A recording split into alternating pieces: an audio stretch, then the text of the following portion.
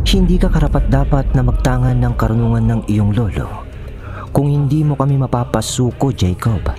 Salita ng isang dalakit noon.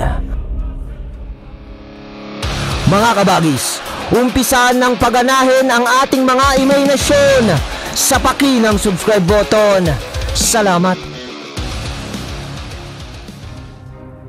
Sa pagtatapos ng mutya ng kadatuan, natunghayan nga natin ang pagsasalin ng mutya kay Cedric at ang mga bagay na nangyari sa kanya nung natanggap niya ang mutya. Ngayon naman ay tunghayan natin ang pagsasalin ng mga tangang karunungan ni Mang Dario sa apo nito na si Jacob bago nangyari ang paglalakbay ng dalawang magkaibigan, ang dilim at ang liwanag, o ang manlalakbay na antingero at aswang. Kaya naman, tandaan mo, Jacob, apo, na ang lahat ng bagay na iyong tatanganin ay may kapalit na sakripisyo. Yun ang realidad ng buhay. Kagaya rin ng pagkakaroon ng maraming salapi. Kung ano ang meron ka, ay may karampatan ding obligasyon para dito. Kaya't ang mga tangan na maipapasa ko sa iyo ay may katumbas na responsibilidad. At dahil dito, apo, ay maaaring di ka na makapag-asawa kung ang magiging layunin mo na lang ay ang pagsilbihan ng ating ama para sa kabutihang gawa nito. Ngunit sa huli, nasa iyo pa rin ang pagpapasya. Pangungusap ni Mang Dario. Naiintindihan ko po, Lolo. Sa huling sambit na yun ni Jacob, ay siya namang pag-uumpisa na nga ng pagsasakatuparan ng pagpapasa ni Mang Dario ng kanyang mga tangan sa pamamagitan ng mga ilang buwan pang pag-iinsayo sa apo nitong si Jacob. Dito ay labis din na pahirap ang naranasan ni Jacob upang maitanim lang sa kanyang katauhan ang disiplina at panata para sa dibinong karunungan.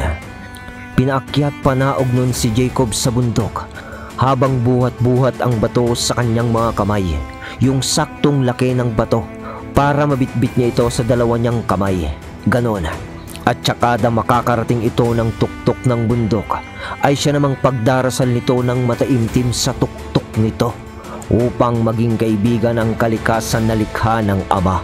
Pagkatapos ng parting yun ng kanyang pag-iensayo, ay sa baba naman ng bundok na yon ay ang dalawang malalaking kahoy din na sakto din lang para mahawakan nito, na medyo mahahaba at mabibigat ang mga yun. Kanya namang ihinawasiwas sa isa ring puno upang patamaan, at yun ay para paghusayin o mapagaan ang paghawak nito ng sandata na hindi pa noon sinasabi ng kanyang lolo.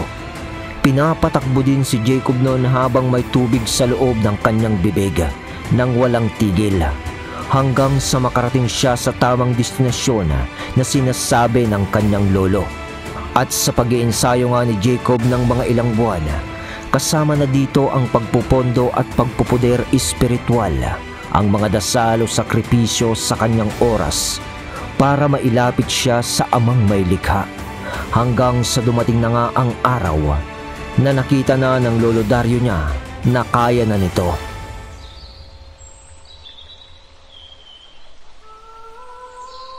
Nang isang araw, pagkatapos noon mananghalian ni na Jacob, kasama nga ang kanyang lolo, inaya siya nito na pumunta sa isang puno dahil may gagawin lang silang importante. Siya nga pala, mga kabagis, sa mga panahong ito ay nasa Guimaras si na Jacob, sa pinagmulan talaga nilang lugar, dahil dito minabuting pagsanayin ni Mang Dario ang kanyang apo dahil sa masanay ito doon. Isa pang rason ay dito nagmula ang mutya ni Ginoong Dario na dalakit, o sa isang puno ng balite na kanilang pinuntahan sa eksaktong oras ng kwento nating ito. At nang makaabot na sila dito, Lolo, di ba nasa inyo ng mutya ng dalakit? Bakit pa ho tayo pumunta dito? Tanong ni Jacob. Oo, apo. Pero Sa tingin mo ba, ay basta-basta ko na lang maipapasa ang mutya ng mga dalakit sa'yo? Binigay ito sa akin ng kanilang haring dalakit noon. Kapag ginawa ko yun, apo, magiging kalapastanganan sa kanilang maharlikang uri kung gano'n ang gagawin ko. Ano pong ibig niyong sabihin, Lolo? Tanong ni Jacob. Apo, nalampasan mo na lahat ng pagsubok na ibinigay ko sa iyo. At ito na ang huli sa mga pagsubok na yon. Pero hindi sa akin manggagaling, kundi sa lahi ng mga maharlikang dalakit noon. Sila ang magpapasya kung ikaw nga ay dapat nang magtangan ng mutya na tangang ko. Sa huling bigkas na yon ni Mang Dario ay sabay kumpas na ng kanyang mga kamay.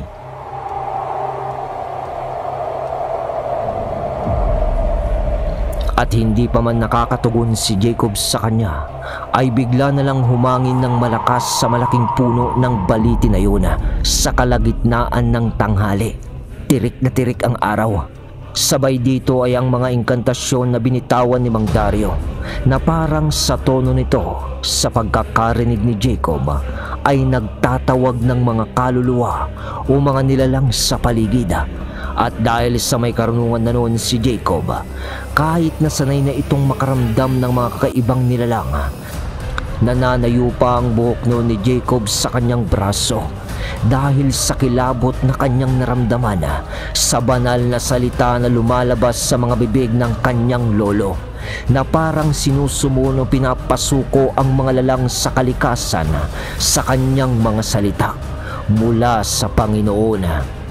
Maya-maya, sa pananayo ng buhok sa katawan ni Jacob ay nadagdagan pa yun ng gimbal at hiwaga dahil bigla na lang gumalaw ang dalawang malalaking ugat ng puno ng balite sa harap nila, hanggang sa nagsigalawan na ang lahat ng mga malalaking ugat at umuka sa pinakagitna na para bang nagbibigay ng daan iyon papasok sa loob nito o di kaya naman ay sa kabilang dimensyon.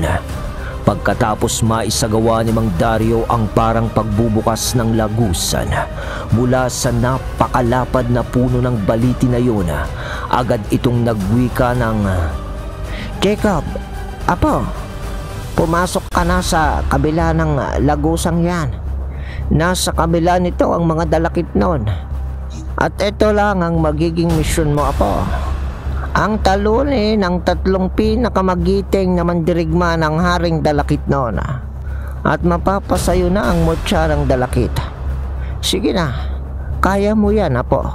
Salita ni Mang Dario kay Jacob habang nakatitig ang mga mata nito sa kanyang apo ng seryoso. Sa pagkakataong ito ay hindi na kita masasamahan, Jacob, apo. Kailangan mo nang manindigan ng mag-isa sa mga dalakit noon. Dagdag pa nito. Naiintindihan ko, Lolo. Tugon ng maiksi ni Jacob, sabay baling na nito ng kanyang mga mata sa umukang mga ugat ng baliti. At hakbang nito papasok doon dahil kagaya nga ng sabi ng kanyang lolo dito ay kailangan ng tumayo ni Jacob sa kanyang mga sariling paa sa kung ano ang ninanais niya.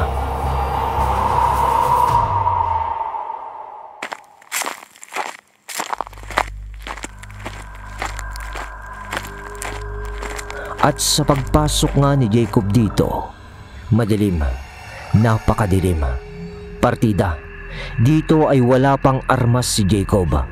Tanging ang pisikal nitong katawan at karunungan ang kanyang pinanghahawakan.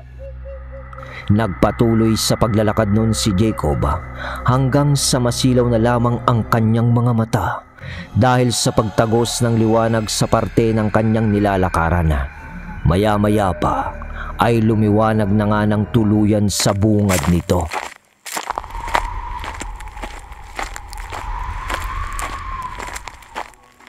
At sa paglabas ni Jacob sa inaakala nitong portal, isang puno rin ang nilabasan nito.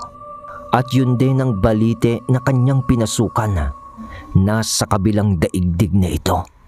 Nang makaramdam si Jacob ng parang pagdapo ng isang insekto sa kanyang mga kamay, At nang tignan niya yon, paru-paro. Isang malaking paru-paro na halos kasing laki din ng kanyang mga palad ang mga pakpak nito. Yun ang dumapos sa kamay niya. Nang natitigan na ito ni Jacob at iaangat sana ang kanyang kamay para pakatitigan pa yon ng mabuti. Napakaganda kasi ng kulay ng mga pakpak noon. Nahihiwagaan si Jacob Ngunit bigla na lamang lumipad ito bago pa man mailapit ni Jacob ito sa kanyang muka. Kaya't sa paglipad nun sa kapaligiran, doon palang napansin ni Jacob na isang maliit na burol pala ang kanyang kinatatayuan, kung saan nakatayo rin ang puno ng balite na kanyang pinanggalingan. Napakalawak, napakapresko ng simoy ng hangin dahil sa luntian na kapaligiran. Napakapayapa ng pakiramdam noon ni Jacob. Para bang sa pagpasok niya doon ay naiwan ng mga problema sa orihinal na mundo na kanyang ginagalawan. Pati ang sakit nito sa katawan sa pinagdaanan niyang ensayo ay naramdaman pa nito ang pagkawala. Parang gumaan ang kanyang pakiramdam. Doon ay nagsimula ng naglakad si Jacob dahil parang wala naman siyang nakikitang nakapalibot na kabahayan sa palibot ng burol na yun. Maliban na lamang sa isang parang palasyo na malayo sa kinatatayuan niya.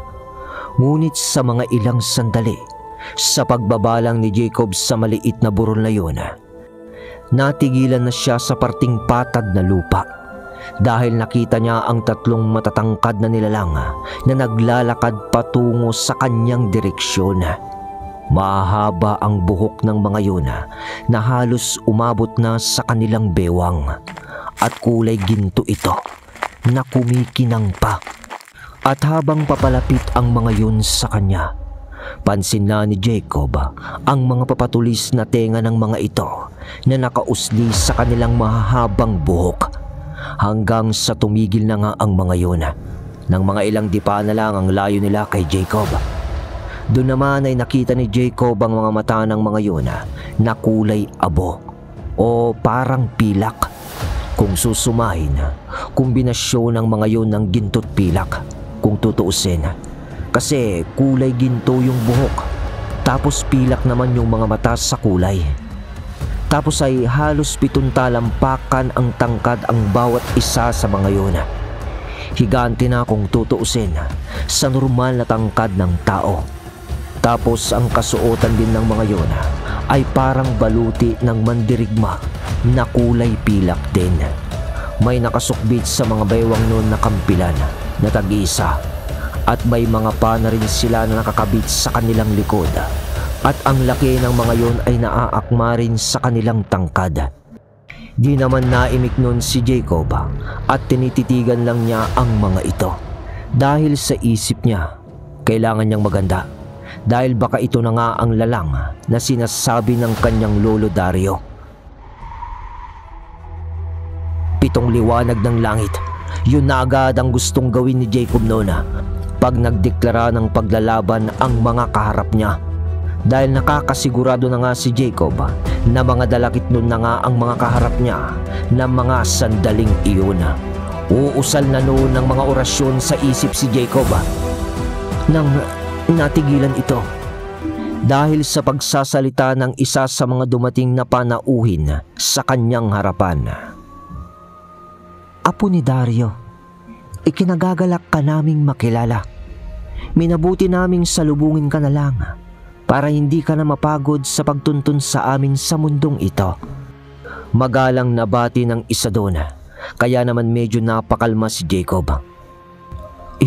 Ikinagagalak ko rin kayong makilala, mga kaibigan. Kung ganun mga kaibigan, alam nyo na para napaparito ako. Ibig sabihin, alam nyo na rin kung anong dahilan ng pagparito ko dito sa inyong mundo. Abay, syempre naman, Ginoo. Kaya nga't nandito na kami para hindi na maaksaya ang oras mo.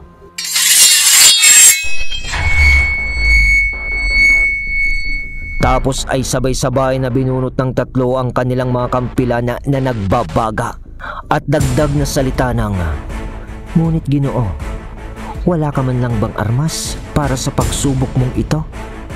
Hindi na bale yon mga kaibigan. Pagsusumikapan kong sabayan kayo kahit wala akong sandata. Kung ganon, simulan na natin, Jacob.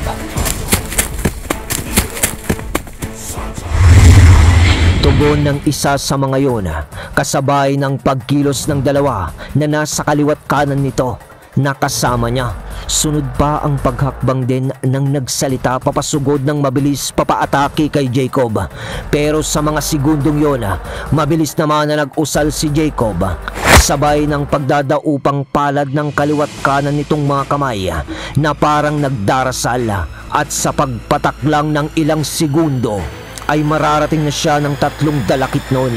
Isa sa kaliwa, isa sa kanan, at isa sa harapan niya mismo, habang nakabuelo ang kanilang mga sandatang kampilan. Ngunit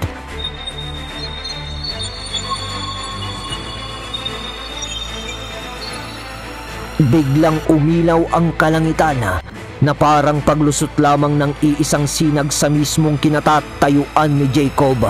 Nanlaki ang mga mata noon ng mga dalakit noon na parang gusto nang umatras sa kanilang unang pag-atake. Ngunit huli na ang lahat dahil sa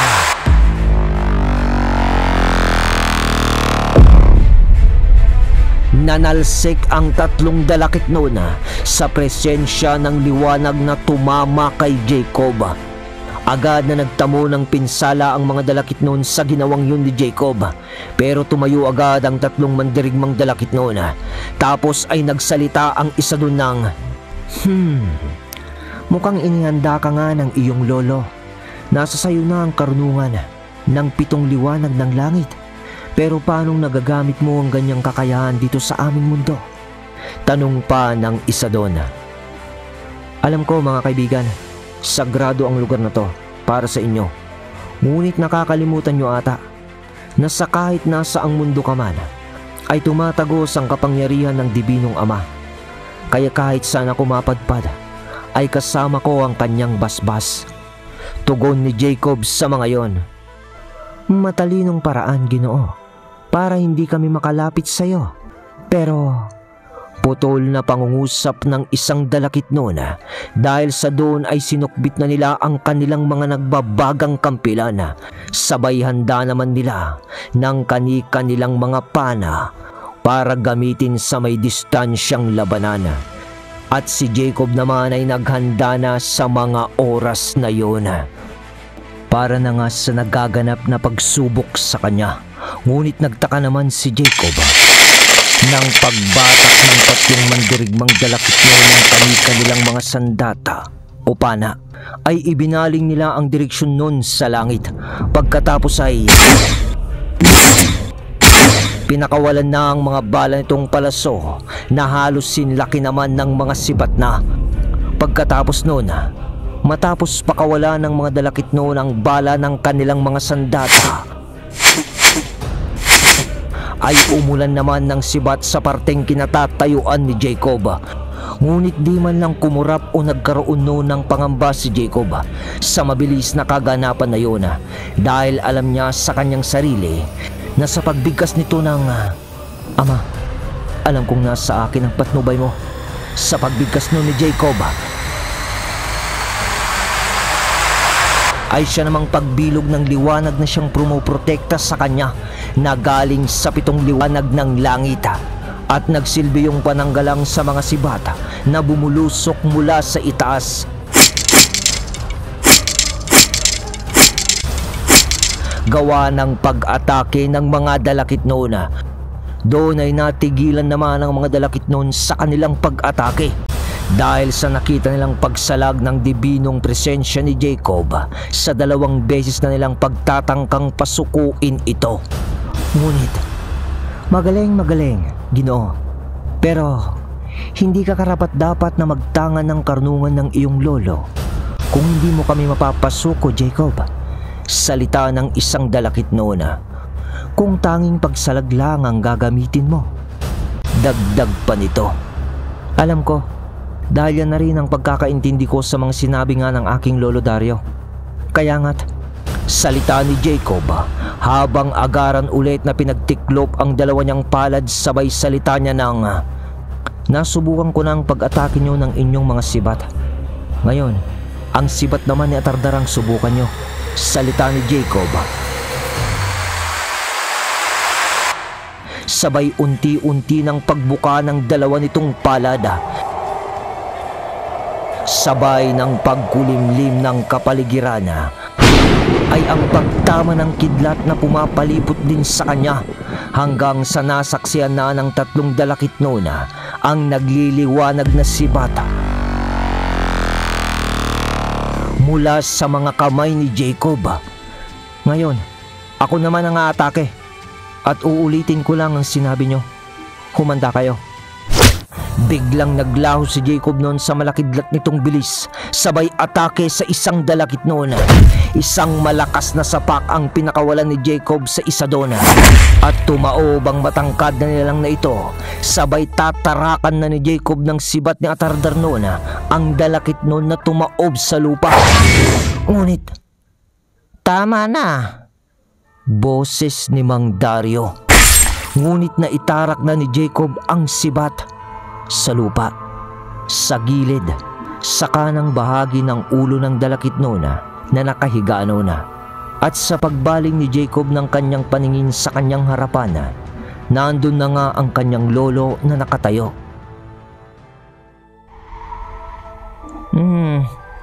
Sa tingin ko, ay tapos na ang pagsubok mo, apo.